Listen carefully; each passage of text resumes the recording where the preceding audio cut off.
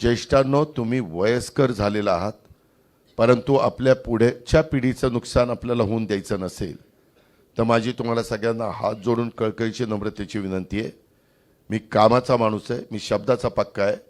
मी कधी त्याच्यामध्ये जातीचा, पातीचा, नात्याचा, गोत्याचा विचार केलेला नाही आहे.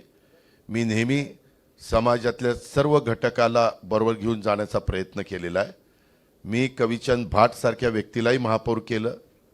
मी त्याच्या संदर्भामध्ये अण्णा बनसोडे सारख्या पानाची टपरी चालवणाऱ्या व्यक्तीला पण आज विधानसभेचं उपाध्यक्ष केलं आहे, आमदार केलं आहे. अशी कितीतरी उदाहरणं मी तुम्हाला सांगू शकतो.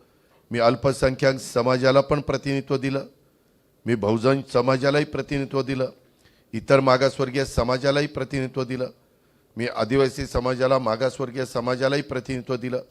कारण मी हे डोळ्यासमोर ठेवतो की हिंदवी स्वराज्याची स्थापना करत असताना छत्रपती शिवाजी महाराजांनी 18 पगड 12 बलुतेदारांना बरोबर घेऊन हिंदवी स्वराज्याची स्थापना केली.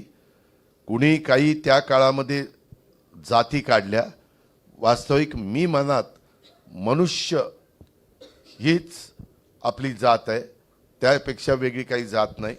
परंतु आपण काही जणांना विकास कामाच्या ऐवजी भावनिक मुद्दा काढून लोकांना आपलंसं करण्याचा प्रयत्न केला जातो आणि लोकांचं लक्ष विकासापासून डायव्हर्ट केलं जातं. महाराष्ट्रवादी रे,